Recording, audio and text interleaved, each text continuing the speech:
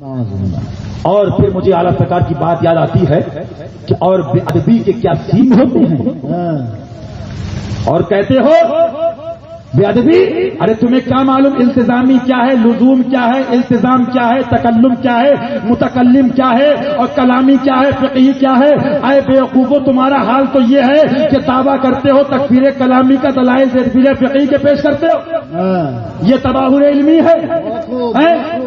ان ابحاث کو میں عوام کے سامنے لے کے کیا بیٹھوں، یہ صلاحیت نہیں رکھتے، اس کے بعد کہتے ہو کہ ساتھ کافر کہو کافر کہو۔ ارے عقل مندو، تمہیں اتنا بھی نہیں پتا کہ اس کے اصول کیا ہیں۔ اسی میں اعلیٰ سرکار لکھتے ہیں کہ میں ان کی دشنامیاں دیکھی سنی مفہوم قول مبارکہ، لیکن فقیر نے کافر نہ لکھا، تو وجہ بتاؤ کیا وجوہات ہیں؟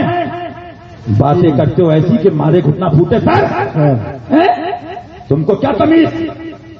یہ ایسا ہے نا، یہ مسائل اس کے نہیں ہیں جو اس نے لکھ دیا فیضان سنت میں، یہ عقائد کا باب ہے، علم کلام، سمجھے آپ؟ اور علم کلام و عقائد کے معاملات جو ہیں وہ ہر ایرے غیرے اور مطبخ چلانے والے کیا بتائیں گے؟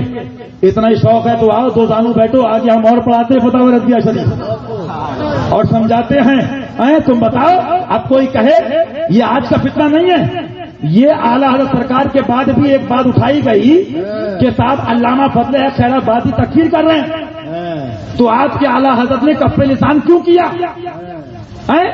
تو جاہلوں کے لیے تو یہ خبیث مر گیا مردود، بہت بڑا مردود تھا، اب اس کے جہنم چلا گیا، میں مردود گندے کا نام کیا لوں، وہ بھی اس مسئلے کو بہت اڑاتا تھا کہ صاحب علامہ فضل خیر آبادی تکفیر کر رہے ہیں اور اعلیٰ سرکار کا فلسفہ فرما رہے ہیں، لیکن کیا تھا کہ جاہلوں کو تو وہ ٹھگ سکتا تھا، لیکن اسی علم جانتے تھے کہ اعلیٰ حضرت کا فلسفہ کی وجوہات شرعی کیا ہے۔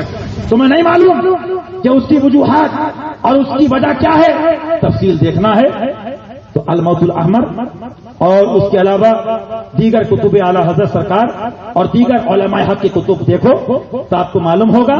اب کوئی جاہل کے ساتھ کافر نہیں کہا، کافر نہیں کہا۔ ارے مجھے ایک بات بتاؤ، حضور مشاہد ملت ایک جگہ بیٹھے تھے، ایک بات غور کیجئے، باطل کو کسی پل سکون نہیں ہے، معاذ اللہ، دشمنی میں وہ مر رہا، حسد میں جل رہا ہے، کیونکہ یہ آتش دین کی عاقل ہے جی۔